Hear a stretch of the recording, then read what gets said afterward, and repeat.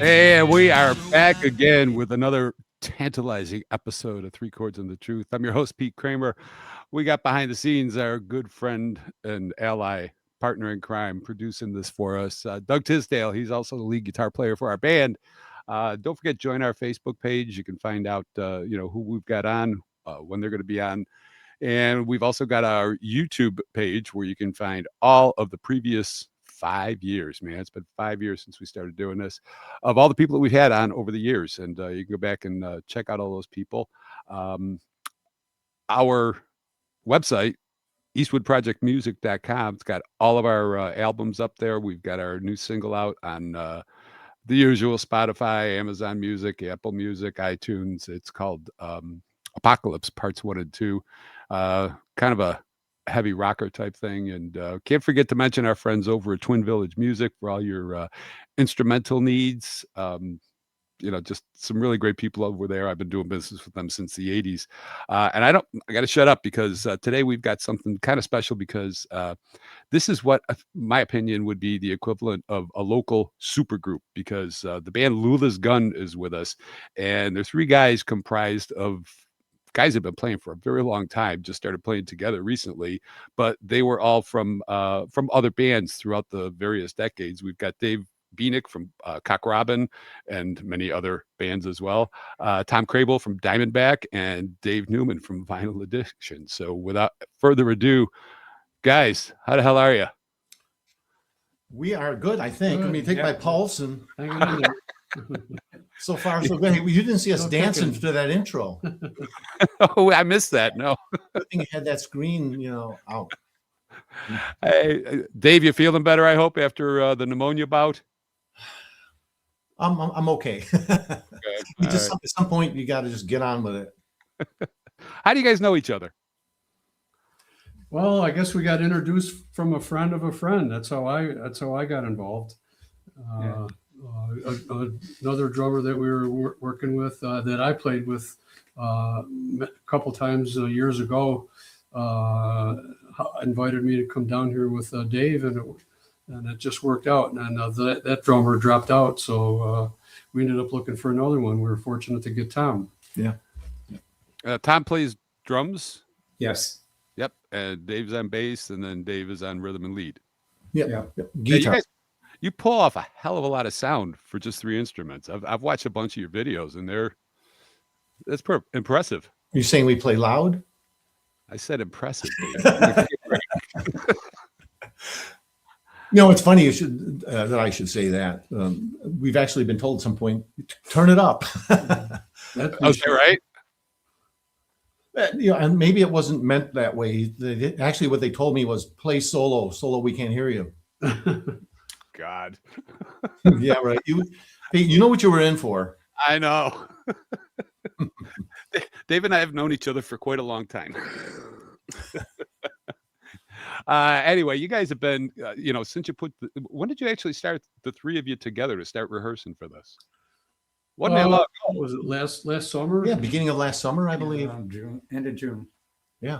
Yeah, and all of a sudden, I see your schedule. You're out there kicking ass and taking names. I mean, the guys at the Diamond Hawk, I'm going to quote what the Diamond Hawk had written about you guys, that this is not just a band. It's a high-energy trip through the greatest hits of the 60s and 70s.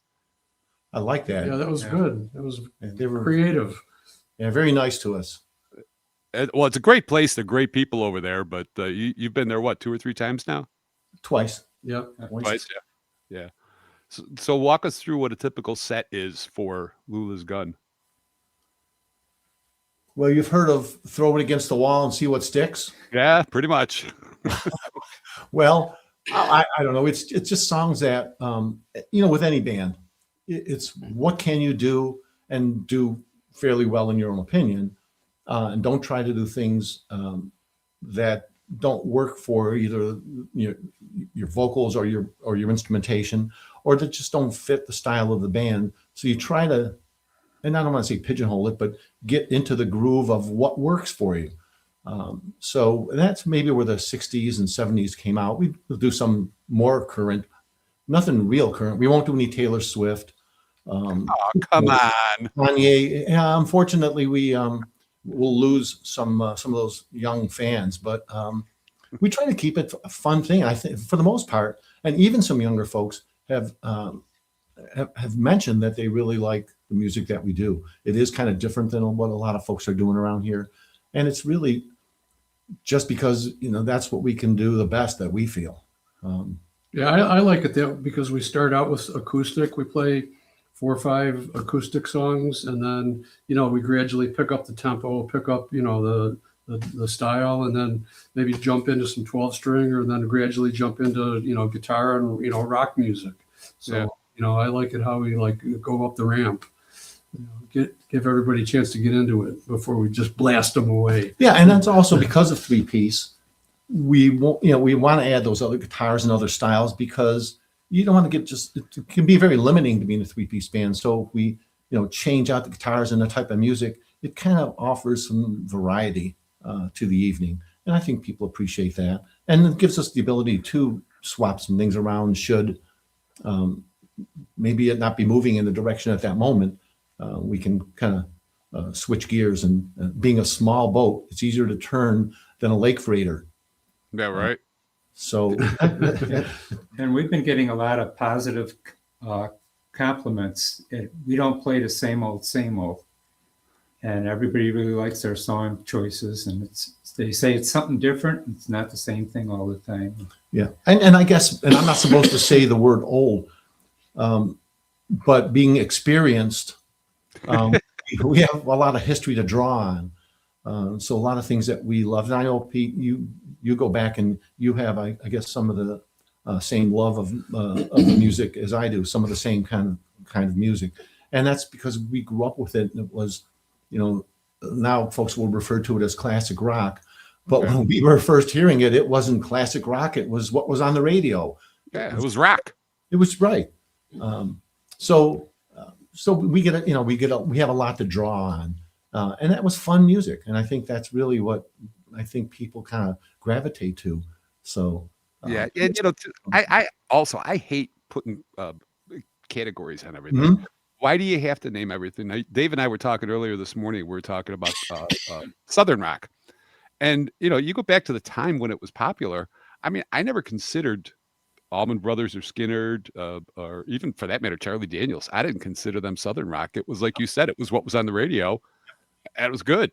Yeah, right. It didn't have that definition back then. It was just good music, and it wasn't such lines drawn, if you will. Yeah.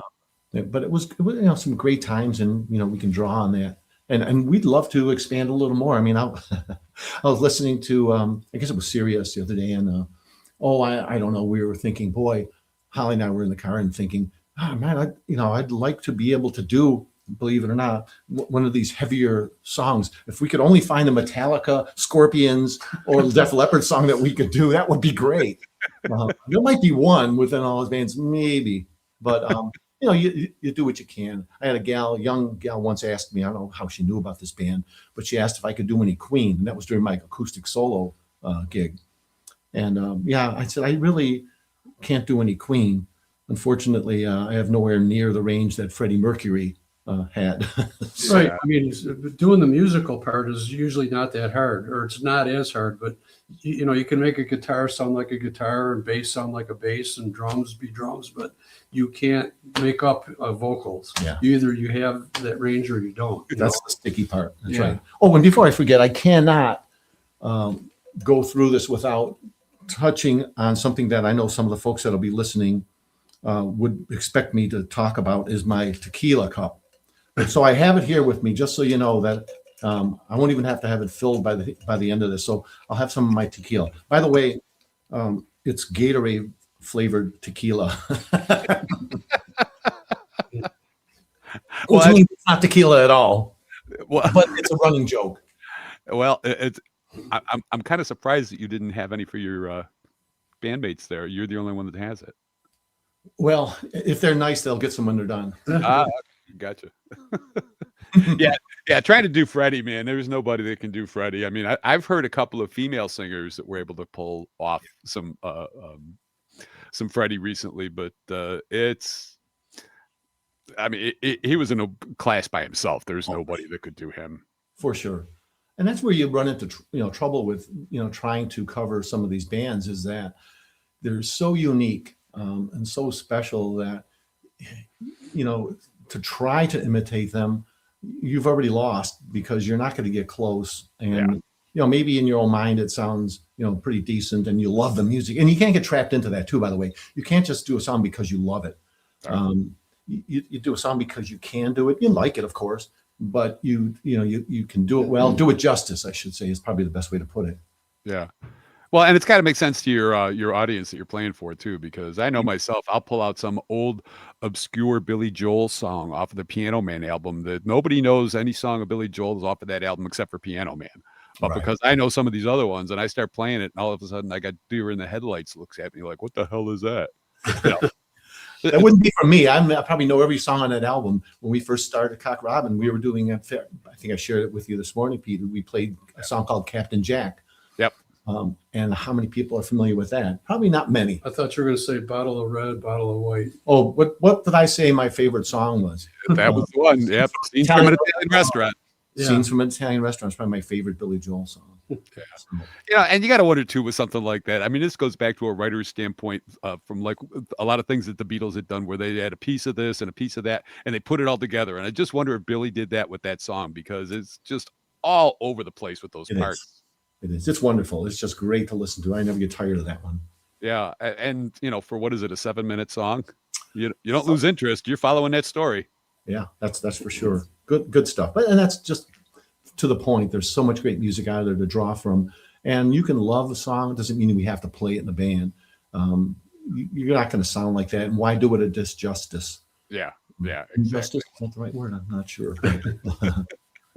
But we do the best we can, and we're just three guys just trying to have some fun out there, and hopefully get a lot of people to kind of enjoy it with us. Yeah, well, and also, I mean, if you take a song like New York State of Mind, it's not going to come across as well on guitar as it does on the piano. Yeah, I was thinking about playing Guitar Man. Bread? No, Billy Joel, except it wouldn't be Piano Man since we don't have one. So it would be Guitar Man. But I thought, that's not going to work. Now I'm ashamed that I know the song Guitar Man by Bread. That's another good song, though. Yeah, it is. That's one of the only Bread songs that I actually enjoyed. I forgot to mention this before too. When we started this thing 5 years ago, it was either during COVID or just after COVID or something like that, and kind of started doing this just for something to do. And the first guest that I had on the show was that gentleman right there, Mr. Bienik. I figured who would be interesting, who would be somebody cool to have on that I could have some rapport with, and poor Dave got stuck doing it. Did you say Mr. Bienik? I did. That's your brother. My dad. I thought you were going to talk about my dad. Oh, I thought you were going to throw a shot at your brother. He's not a Mr. either. No, I don't know. Hey, it's not Mr. We still work for a living, although we don't get paid for it. We still work and get paid for it. Right. But yeah, it's that was a while. And we had done a few things. I was actually thinking about that the other day, about when's the last time I heard you out there. And we did a few things out on Sunset Island, and then in Sloan, we did a concert out there where we just got together and played some music, and everybody got their time to shine. And it was we had a ball. Yeah, and especially that one at Sloan, because I was amazed at the sound that you were able to capture with the wind that we had going that day. Because stormy day. Oh, yeah. Well, I mean, right up to the point that we were supposed to go on, it looked like it was going to pour, and then all of a sudden the sun came out, and yeah. The music gods shone down on us, I guess. Yep. Turned out great. A lot of people out there. It was fun. Yeah. Now, what a lot of people don't know too is that, and I can't speak for Tom and Dave, but Dave Bienik was in Texas for quite a while, and he's only recently moved back about 2 years ago now. Yeah, probably. It'll actually, believe it or not, be 3 years in June. It doesn't seem like it. Waited a whole year already. Yeah, 3 years in June, and part of it was just a year in an apartment out on Shawnee, waiting for the house to get built, and that was it was a long year. Yeah, and since then it's kind of flown by. Yeah, well, when you said 3 years, that kind of blew my mind, because I thought it was actually coming up on 2, but yep. But anyway, when Dave was in Texas, he had a band called Lula's Gun, and I believe that was also a three-piece, wasn't it, Dave? Well, initially it was four, Was and it? then Okay. we lost the other guitar player singer, and tried to replace that person, and it was tough.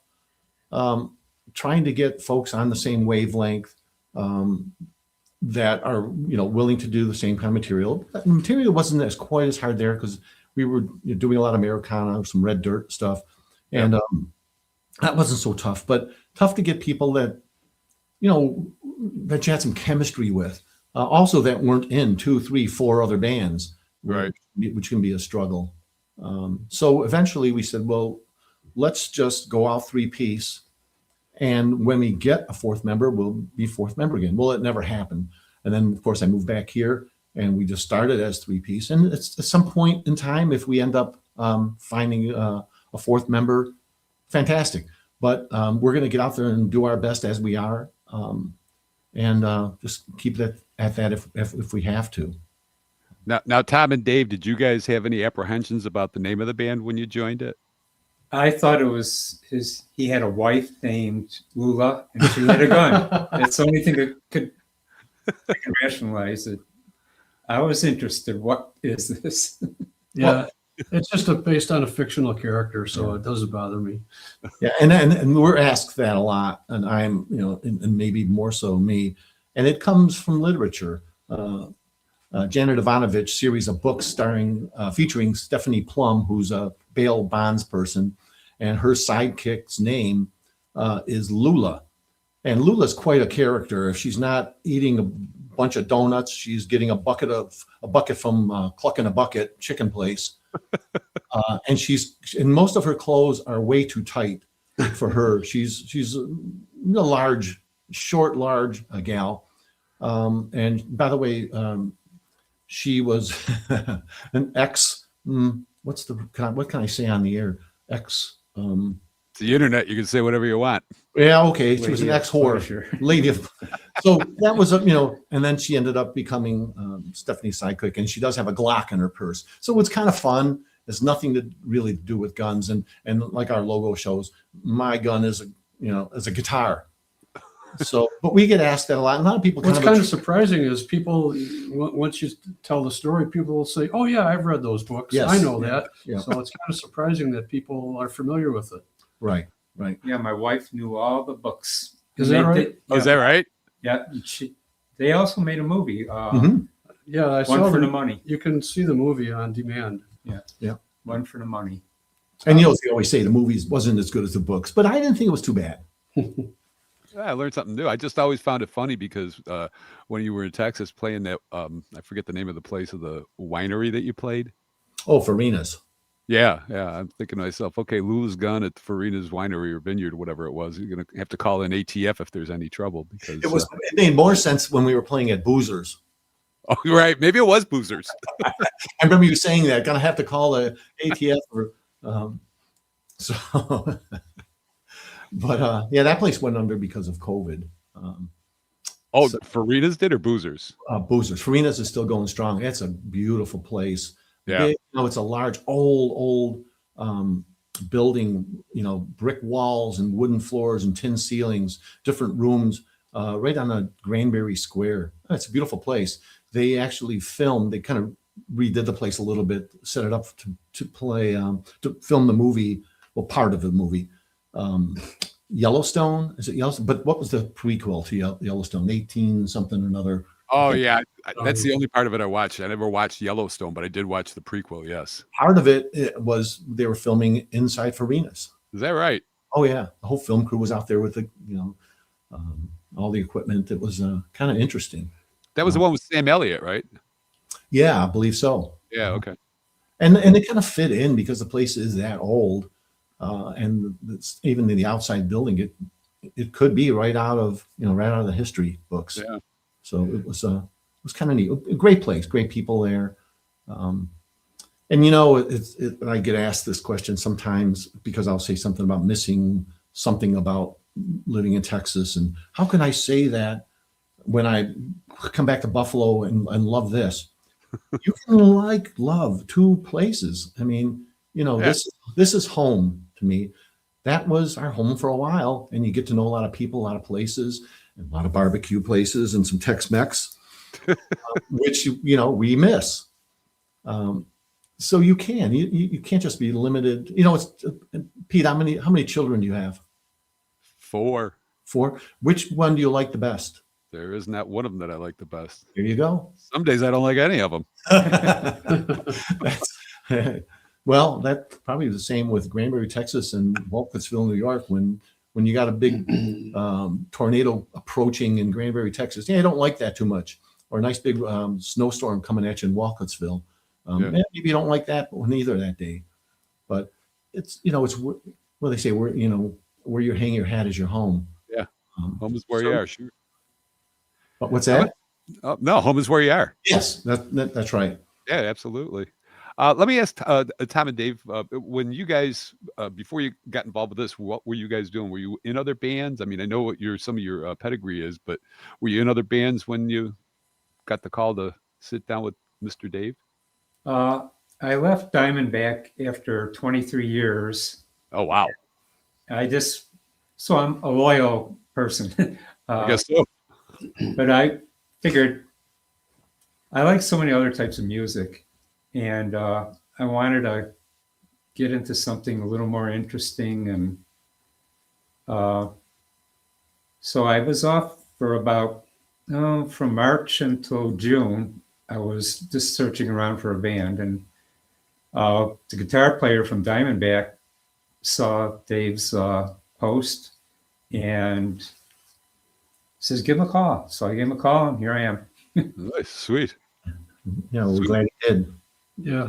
I was in Vinyl Addiction for, I think that band was about around 5 years. I don't remember exactly, but I got asked to come down, by Howie to come down and jam with Dave. And, I just really liked the way it sounded. And the song selection, just playing something different, playing all pretty much the same type of music for a while in the other band. I'd like something different. Plus, sure. I had some medical time off. In the meantime, Vinyl Addiction, they still had gigs to play, so they did get a substitute bass player, and he worked out well for them guys. So I just decided, rather than force them to make a decision, I'll just recommended that they just keep going with their new bass player, and I kept going with Dave, and it worked out for both bands. It seems like you got a good chemistry going between the three of you as well. Yeah, I would say so. Yeah, all around the same age, which is good, and we're open to different kinds of music. Again, if it fits, if we can do it, that's fine. And we're looking for more. But Dave, and you were in even other bands before that were pretty popular around here. Yeah, we have. I was in 55 Main and Vinyl Addiction at the same time. You've heard of 55 Main, I take it. Yeah. We played quite a bit, and that band has gradually been getting more and more popular over the last couple of years. So I don't know. I was playing out between that one and Vinyl Addiction, 5 or 6 times a month, and that got to be a little bit too much. So I'm getting ready to, tone it down a little bit. 2-3 times a month is fine with me. We still have Eminence Front kind of in the background also. It's a Who tribute band. We might get together and have 1 or 2 gigs a year in that band just for the fun of it. But my main focus is with Lula's Gun right now. So it's working out good. That's one of the things that I've noticed that I probably say it on every show, but there's so much talent in Western New York. I mean, so many talented musicians. And I mean, even back in the 70s, Dave, when there was, how can I say this? It seemed like there were more big places where you could get big name bands, but now there are people all over the place, man, and they are really good. Yeah, great musicians, great bands. It's just phenomenal, I mean, I can remember going back when there were maybe 5 or 10 bands out there at the most, Now you got 50, 100. I couldn't even imagine how many, Yeah. Well, I'm going to say this too, because and it might not be a popular thing to a lot of people that go to see bands, but one thing that I like to see is that places are starting to charge cover charges again. And that tells me that the bands are getting paid. Yeah, I've noticed that as well, and it makes sense because you can't just keep paying bands the same in 2026 that you paid them in 1976 Yeah. with no cover. So yeah, to charge a small cover, and it probably equates to even less than what you paid back in 76. Yeah. But it allows the bands to make out a little bit better. And some places will have they'll have a cover, and some places that will charge the cover, and it mainly goes to the band or a portion of it, with the majority going to the band. But that helps. It helps the band, make that happen, because there's a lot involved. You know what it's like, Pete. I mean, there's a lot of time and money invested in having a band out there. So I mean, it's not like we do this for the money these days. It's nice to pay for your, some of your toys and strings and things to make it happen. But it's my philosophy that if you don't pay for something, it has zero value. And also, if you pay very little for something, it has very little value. So you want to be compensated at a fair level. Yeah. That tells you what your worth is to some extent. And really, I don't think a lot of bands are really getting paid what they're worth, but it's better than it had been for a while. Yeah. Another thing that has changed is the time that the bands play. If you remember back in the day, bands started, 10, 10:30, 11 o'clock. We get home at 2:30, 3 o'clock. Yeah. And now ever since COVID, the band started playing early in the day, 5, 6 o'clock, 6 till 9, stuff like that, which is great. Yeah. There are some places that have, late starts, but there's so many more that Saturday afternoon gigs, never had those, or 4 o'clock Saturday, never had those back in the day. Pretty rare. Yeah, I'd get done playing with Cock Robin at maybe 3 a.m. Yeah. Get my stuff packed up. We had roadies and stuff for the major part, but we still had stuff to do. By the time I got out of he and she's or whatever, or driving up in a snowstorm from the southern tier, it's getting light out. Yeah, and then I'm heading over to the Royal Cafe, our family restaurant, to close and clean it. So, yeah, those were the days, my friend. We thought they'd never been. That was tough. Well, and going back to the just what Dave was saying before that too, is the other thing that I've noticed that's changed, and thankfully it didn't last too long. But there was a period where the big thing around here was open mic nights, because all these bars could have all these people come in and play and sing, and you had your entertainment. They didn't pay a dime for it. Yeah, there's quite a few open mic nights nowadays. I would say. Yeah, there are. Yeah. Now, again, there are, and just to make a distinction, there are places that have the open mics and the jam sessions that have fully paid bands on other nights of the week, and they're making a day available for some up and comers to give some people a chance. Sure. Again, not the same as that's the only entertainment you provide is what you get to come in and play for free. There's an opening band that might play a set, and then they let the guests, come up and play. But yeah, a lot of times it's again it's nice when they've set a day aside for that, and other nights of the week they're paying what they should for groups, and it works both ways. It's kind of hard to if you're a small venue owner, some and some places are pretty small. It's hard to think about paying a band to come in and try to keep your prices down, try to keep the place full. So it gets kind of tough, but it can happen. There are plenty of up and coming bands that will play for maybe less than others. Right. Even for us, we try to make it very reasonable for folks and try to get our name up there a little bit. And so we've done some pricing that makes it advantageous to some of these places. So that helps. Yeah. Yeah, you can only expect the bar to pay what they can afford as well. I mean, everybody knows the horror stories. I mean, I know one place that he hired a band for his bar, and the band came in and played, and at the end of the night, he says, "I'm not paying you because you didn't play what I thought you were going to play." Like, what?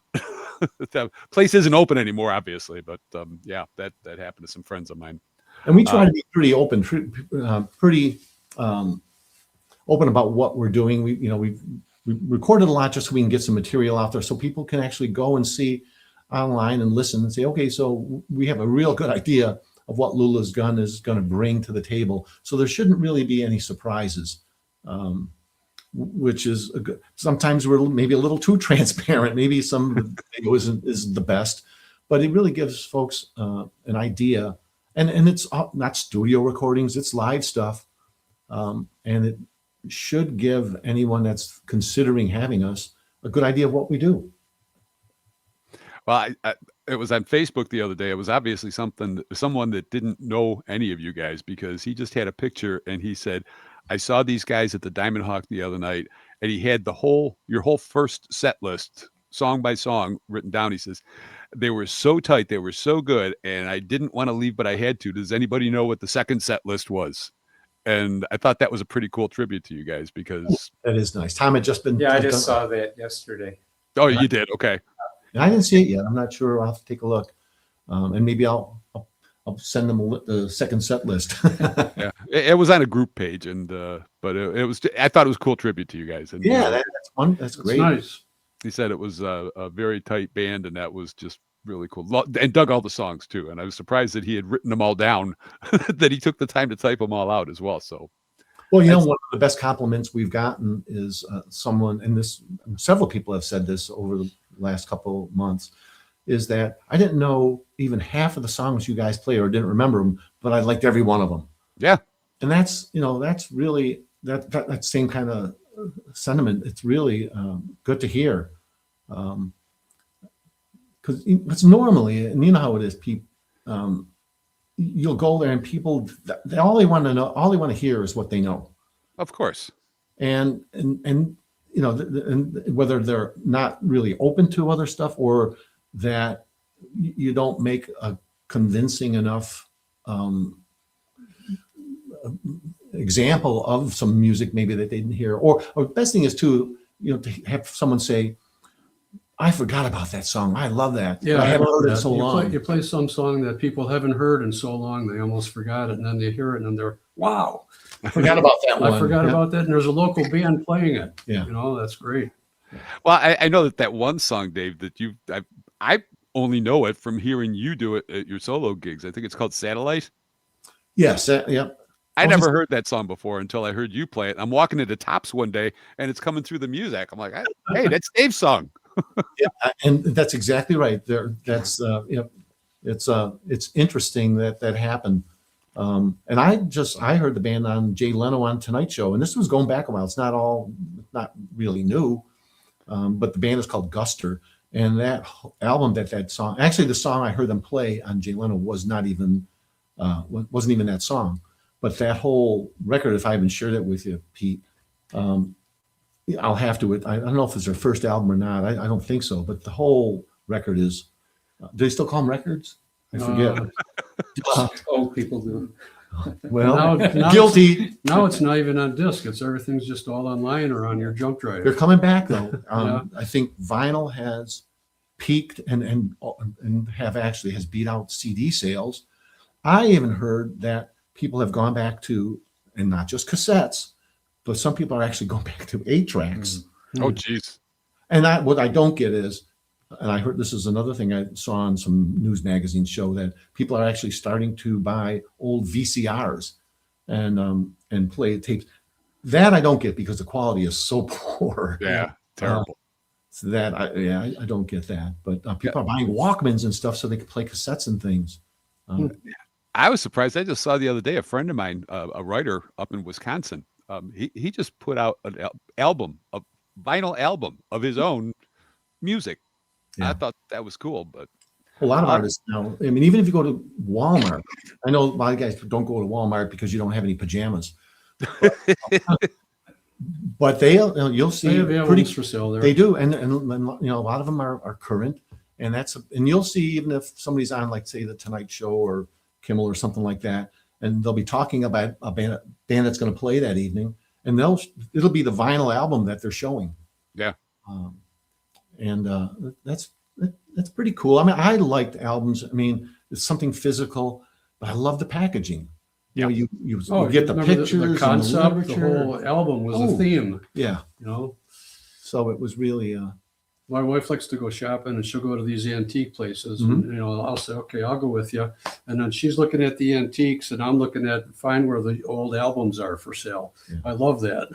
Yeah, well, I mean, the albums, they weren't just to get a song or two. It was an experience. You yes. know, the liner notes, like Dave just said, the photos and stuff like that. It was, Oh, and the whole album, like you said, a concept. I mean, Pink Floyd, The Wall, Tommy, Argus, Wishbone Ash. Close to the edge. Yeah, I mean, right. They were the whole album was, as you say, it was a concept and Thick an as a experience. Yeah, Aqualung. Right. Those were. I can't believe I still remember some of those. I still have them. I'm looking at the wall I back still here, and play I see Jimi Hendrix, "Are You Experienced?" and Genesis, "Selling England by the Pound," Echo and the Bunnymen, and Abbey Road. I'm looking at the album covers. But it was, you know, again, it was an experience, and you'll sit there and look at it, and eventually the album wears out, and you're like, okay. A lot of these albums I still have, I've now got the CD version. and there was so many decades of creativity too that these guys, girls, they all came up with and stuff like that. You know, it's unfortunate that we don't have the radio business anymore like we used to have it, because you know, I think I do believe the music is being made out there. It's just that nobody's getting to hear it. And that's, in my opinion, that's pretty sad. It's so oversaturated with so many good people playing, and just different styles, and where do you go to? And there probably are stations and things that you could go to, and I'm not aware of it. Like in Texas, there was a station we listened to all the time called The Ranch, and it leaned more toward a country or Red Dirt or Americana, but we would hear, and I would lean toward the Americana, Red Dirt kind of stuff, because it was music like we would hear back in the day when the Eagles came out, or Poco, Buffalo Springfield, because it was kind of country-ish, but rock. Yep. And it was just very good music. But around here, I mean, I don't know of anything like that. You guys are going to have to Pandora. school me. I listen to Pandora. I have bands like that on my Pandora. Then you put it on shuffle, and it plays a little bit here and there. Well, my Pandora, Deep cuts. yeah, my Pandora is I have a couple stations, and one of them may be 80s. I'm a big fan of 80s music, and what I'll do is you put some songs in, and then as they play, you like or don't like them, and then they find more of that same kind of thing for you. So it's always kind of a shuffle, I guess. Yeah. And it just keeps. Yeah, there's some ads on it, but you so know what? Yeah. You know, radio had ads all the time as well. I mean, I think Pandora's got a lot less ads than what the radio stations use. They do. Short, Yeah, maybe they- a minute or 30 seconds. They do. Something like that. And Tom, you used to play with Uncle Mike in Diamondback, is that right? Yes. Yeah, Mike is a great guy. I was played over at his house for what do they call it? The Lancaster, not open mic, but Porch Fest. Yeah. He had his I band. knew Mike way back when I got back into playing, because I was in a band called Pale Fire in the early 70s. Okay. It was a commercial rock band. And then I met my wife, and we spent like 19 years raising our family. And then I got back into playing again when my sons got older. And I met Mike in one of the bands, and we hit it off. And then he had to go for surgery. And then after he got better, I got in his band with his father. And so the uncle was... Maybe I'll explain who Uncle Mike is. Probably a lot of people don't know who Uncle Mike is. Right. Well, he's in a band called Dakota now. Yep. And he was in the band I joined with him, and his dad was called Black Horse. And Diamondback spun off of Black Horse. And that's pretty much how Diamondback got started. And we had the singer and one guitar player from Black Horse plus myself. And we got another guitar player and another bass player. And we lasted, well, they're still going. And Yeah. I left them about a year ago. And the one original guitar player left probably about 8 years ago. And there was quite a few people in that position until they found somebody that fit. And that's where I knew Mike from, back 1995, Oh, wow. all the way back then. And his dad was the bass player in that band. And Yeah, I didn't know that Mike Yeah. was in Diamondback. yeah, and actually the singer, Randy in Diamondback, is Mike's cousin. Oh, So geez. it was almost a family band. I guess so. The Yeah, other like guitar Dakota. player, yeah, Dakota, same thing. Yeah. The reason he's Uncle Mike is because he's Alex's uncle. yeah. It's not not like Uncle Milty.